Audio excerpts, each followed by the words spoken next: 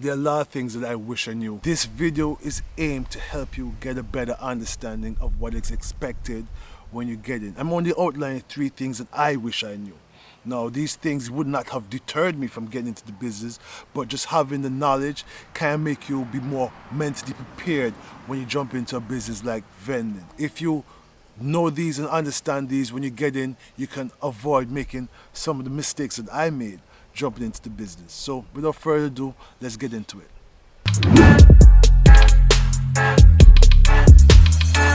Wha Gwaan Machine Man! Wha Gwaan, we're done to say Machine Man doing machine things. I'm Jason Edmund, aka Machine Man, bringing you content on the vending machine business, like locations, proposals, products and services, and vending machines.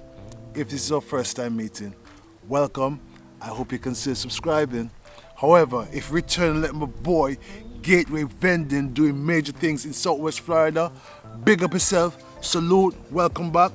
Let's jump into the content. The very first thing that comes to mind when thinking about things I wish I knew when jumping into this business is you don't have to buy brand new machines. And I'm sure many of you know this already. My route, I purchased new machines, but you don't have to use that angle. You can always buy used machines, especially for those living in developed countries like the US and Canada and Europe. The vending industry is more developed. It's just a more robust industry. There are so many different avenues for you to get used machines from obviously different vending operators who are coming out of the business or who are just selling vending machines, vending warehouses. Even the manufacturers have good refurbished programs to sell you vending machines. And so there's so many different avenues, you have access to so many different options with used machines.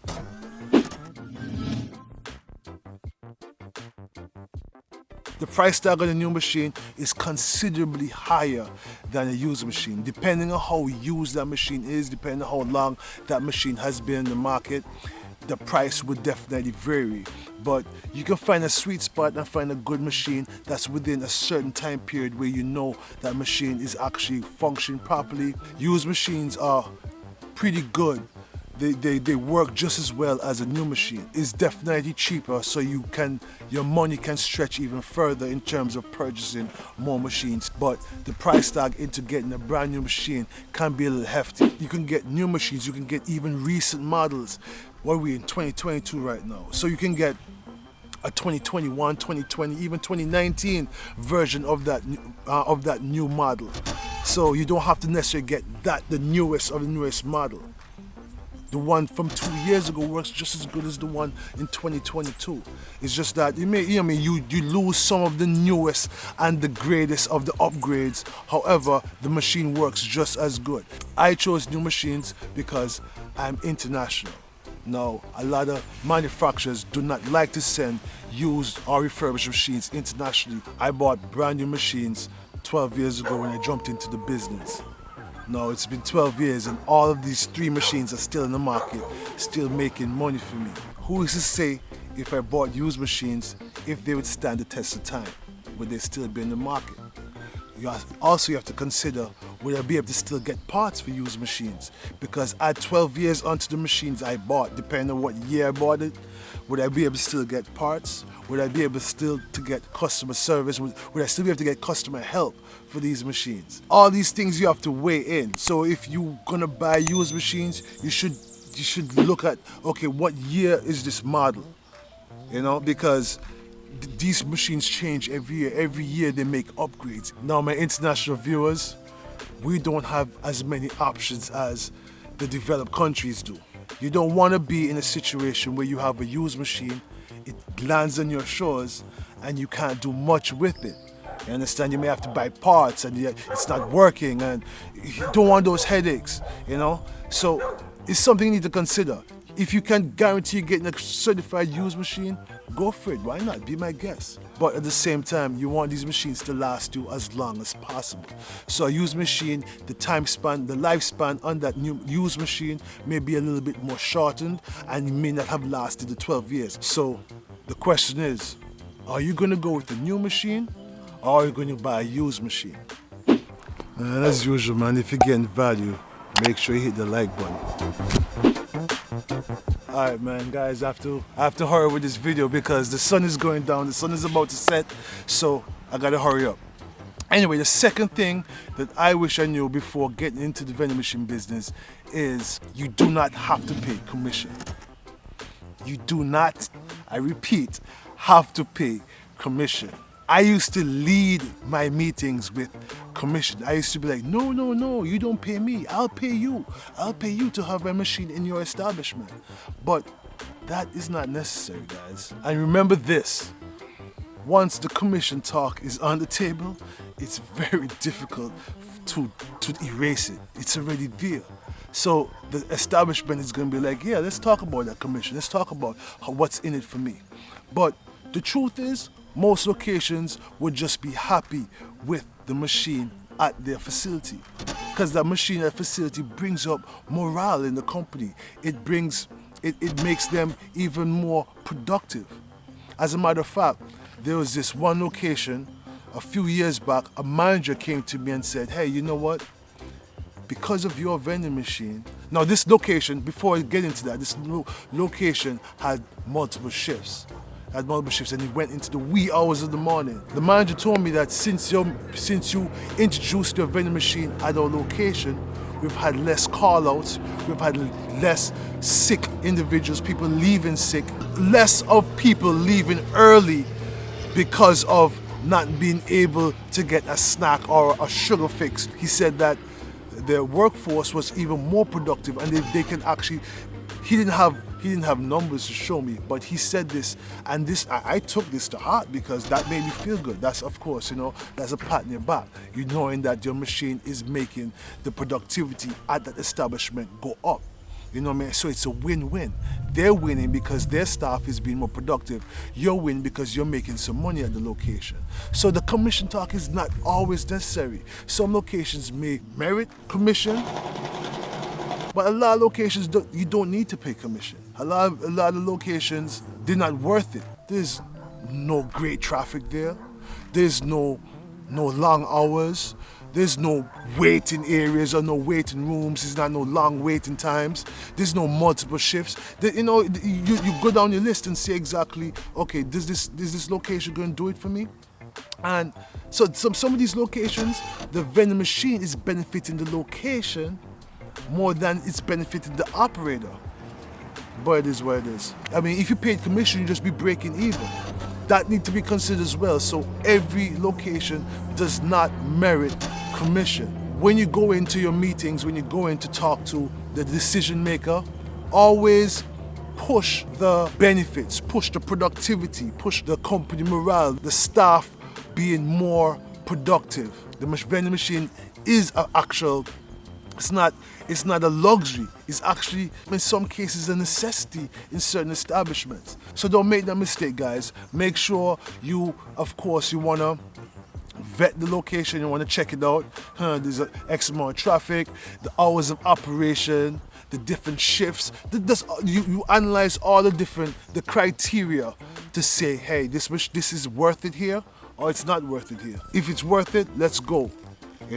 But don't leave the commission talk. Also, if you're paying commission, make sure the commission is a percentage of your profit. I started off giving the location a flat fee. Now, the flat fee worked for me for a while, but think about this. In situations like this pandemic that we're living in right now, a lot of locations, people are working from home. No school is in, people are doing homeschooling. The traffic is not that great. And the location, the establishment still want their monthly check, the monthly fixed fee that they've been receiving from before that. So don't make that mistake. Do not make that mistake. If you're going to do commission, make sure it's a percentage of what you're making, a percentage of the profit that you're getting out of the machine. Do not do flat fees, because flat fees can leave you in a trap that it's very difficult to get out of. Again, some of these contracts are written, and to get it to be changed is like pulling teeth. There's absolutely no traffic going through that location anymore, and the location is not making nothing every month now. That mistake reared its ugly head in a time where you really need the money in a pandemic. You understand? So if you go into it at a percentage of what you make, a percentage of your profit. Definitely not no fixed fee. That doesn't work. That's a very big mistake. That's a learning lesson for me. Learn from my mistake, guys. Let them know, listen, this service is of no cost to you. That's what you should be saying to the establishment. I'm putting this machine into your establishment for free. Just a service I'm providing for your staff, for your clients, for whoever. So look into it that way, guys. Do not leave with commission. All right, let's go next. The third thing I wish I knew before getting into the vending machine business, well, this one is a no-brainer. I think the vending machine business is a labor-intensive kind of gig. It's a labor-intensive job. A lot of lifting to do. First and foremost, you have to move the machines. You have to lift and move the machines into position.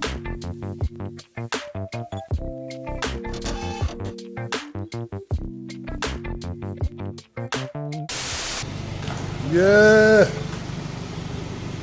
It's about to go down, folks. It's about to go down.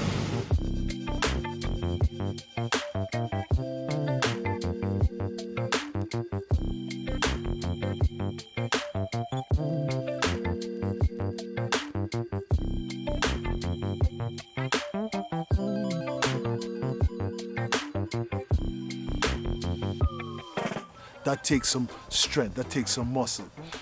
All right, forget the machines. The machines are in place. All right, fine.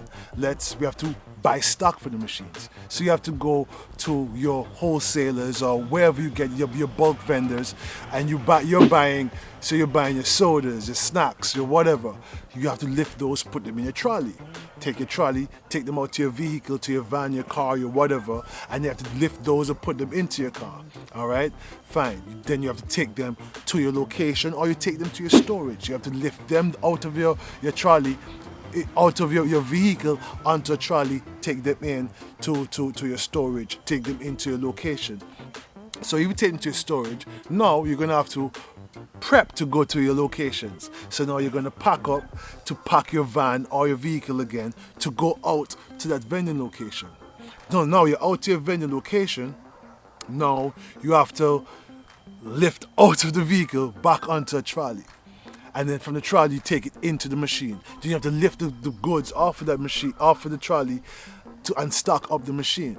Then whatever is remaining you have to take back to your car. It's a lot of lifting involved. Yeah, there are a lot of things that could help you. There are a lot of things. There are dollies, dollies/trolleys, I don't know what you call them, or hand trucks, or pallet jacks to move the machine. There are different things you can use to help move around and help you with the lifting. However, you can't get away from lifting. You will have to lift. And that's what it is. That's a part of the job. You have to do some form of lifting. And it's not a deterrent, it's just that it makes you have to be physically fit. It makes you have to be, agile and flexible. So look into that. You definitely want to be able to operate and function well at your job as a vending operator. The number one solution to all this lifting is you need help. You need physical help as an employee, or you need to do it the right way. Form means everything. Lift with the right form. Lift with your legs, not with your back. Now, as I said before, there are trolleys, dollies, pallet jacks, which will help you with the heavy lifting.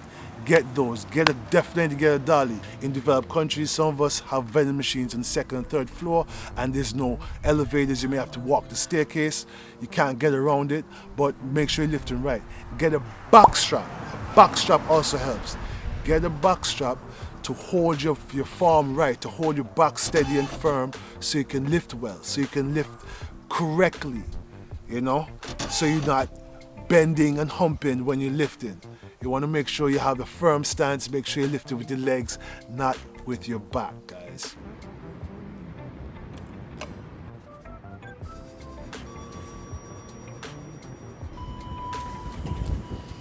use elevators where available. Don't use the stairs. And that's a no-brainer, obviously, because who wants to take heavy lifting up and down stairs, right? So definitely use the elevators. That's a no-brainer. I shouldn't even mention this, but I just probably should. Yeah, use the elevator and get help. Okay guys, so I have to wrap up this video. As you see, the sun is going down really fast. So in a few short moments, I'm going to be in pitch darkness. So let me get this out really quick. Machine Man do machine things, and let's talk about it. So the 3 things that I wish I knew before getting into the vending machine business is not going to change much for you, but just to have the knowledge. Knowledge is power. Knowing what you have to go through the decisions you have to make when you get into the business, I think will be very helpful for anybody getting into it. Machine Man do machine things. Guys, I appreciate you. Thank you for staying with me thus far. Other vending operators who are viewing this, I want to see you guys in the comments. Let me know what you think. What are the things that you wish you knew before you got into the vending machine business? Let's help these newbies out. And guys, I appreciate you, every one of you. Look forward to seeing you on my next video. Look forward to the comments. Looking forward for us to interact. If you have subscribed already, make sure you do so now. Hit that subscribe button and make sure you hit that like button if you got value from my video, and make sure you go through my other videos, other content there that I think can help you as a new vending operator getting into the business. Machine Man do machine things, guys.